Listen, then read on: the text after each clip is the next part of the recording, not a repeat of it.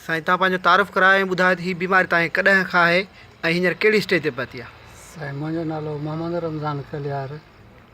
मां HST आहियां government middle school Ali Raza खोसो में, उते हेडमास्टर बि आहियां गुज़िरियल जेको आहे सो 5 सालनि खां। हीअ बीमारी तक़रीबन मूंखे 2 सालनि खां हुई थिए पई, पर मूंखे ख़बर न हुई। पोइ जॾहिं अॻिते हली आहिस्ते आहिस्ते कंहिं डॉक्टरनि वटि पहुतासीं, उतां जेको आहे सो मां डॉक्टर आसूदे खिमाणी वटि पहुतुसि, प्रोफेसर साहिबु PMC में जो उन जेको मूंखे टेस्टूं करायूं, एक्सरे कराया, उन में जेको आहे सो इहो उन ॿुधायो त तव्हांजे जेको खाइण पीअण वारी जेकी नली आहे उन में जेको तव्हांखे ॻोढ़ियूं आहिनि ऐं इहे ॻोढ़ियूं जेके आहिनि से शक आहे त कैंसर जूं आहिनि। जंहिंखां पोइ मां उहे टेस्टूं कुझु जेकी तव्हांजूं हुयूं उन खां पोइ हलियो वियुसि मां कराची। 2 तलवार ते doctor plaza doctor Maqsood Ahmed Noorani साहिबु, उन सां मिलियुसि, जंहिं कुझु टेस्टूं एडवाइस कयूं ऐं उन मूंखे रेफर कयो 7 डे हॉस्पिटल कराचीअ में डॉक्टर सईद अहमद कुरैशी साहिबु वटि। जॾहिं उन वटि पहुतासीं त सईद साहिबु मुंहिंजी इंडोस्कोपी कई, बायोस्पी कई। इंडोस्कोपी 2 चकर थी, बायोस्पी में जॾहिं उन ॿुधायो त तव्हांखे कैंसर आहे, CT स्कैन कराई ऐं ॿियूं अलाए केतिरियूं टेस्टूं थियूं, उहे बि आगा खान जूं ऐं मुख़्तलिफ़ लेबॉरेटरीज़ मां। उन खां पोइ जॾहिं मूंखे सईद साहिबु कराची सिविल अस्पताल सर्जिकल 4 में जॾहिं जेको आहे वार्ड में हीअ जेके नली जेकी ॾियारी जेको आहे सो खाइण पीअण वारी आयूं, त मूं हुन खां पुछियो हीअ छाजे लाइ था हणो?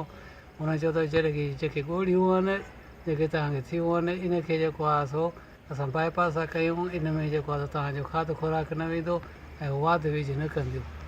हाणे उनजे वाध विझ जे बंदि थियण जे करे मूंखे घणी तकलीफ़ थी। उन खां पोइ जॾहिं उन डॉक्टर जेको आहे सो मुख़्तलिफ़ दवायूं मुख़्तलिफ़ जेको आहे सो ॾिनियूं ऐं हुन जेको आहे डिसाइड कयो त बाबा हाणे तव्हां वञी निमरा मां इलाजु करायो, जामशोर मां। जामशोर में असां निमरा में पहुतासीं त उन्हनि जेको आहे सो कुझु टेस्टूं कराए असांखे कीमोथेरापी कराई। पहिरियों डोज़ हयो 5 ॾींहंनि जो, 5 ॾींहंनि जो डोज़ हणण जेॾीमहिल 5 ॾींहं पूरा थिया, 6 ॾींहं असांखे हुननि डिस्चार्ज कयो ऐं हुननि चयो त तव्हांखे नूरेन नवाबशाह वेझी आहे, तव्हां ओॾां वञो। जॾहिं महीने खां पोइ असां वरी नूरेन में वियासीं, हिते नवाबशाह, त मां तमामु वीक थी चुको, कमज़ोर थी चुको हुउसि ऐं डोज़ जे लाइ जॾहिं पहुतासीं त डोज़ जेको 5 ॾींहंनि जो हो त 3 ॾींहं सही हलियो, चौथे ॾींहुं जेको डोज़ जेको आहे सो मुंहिंजो डॉक्टर बंदि करे छॾियो, जंहिंमें जेको डॉक्टर जेको आहे अबरो साहिबु हुयो, उन जेको आहे उहो आयो, उन सां गॾु 2-3 डॉक्टर ॿिया बि हुआ। उन्हनि चयो त बाबा तूं कमज़ोर थी चुको आहीं ऐं तोखे मोशन बि आहे, उल्टी बि आहे ऐं असां रिस्क नथा खणी सघूं, जंहिं करे तव्हां हीअ पंहिंजो डोज़ स्टॉप तव्हांजो कयो वञे थो। पोइ मूंखे डिस्चार्ज करे उन्हनि घर मोकिले छॾियो।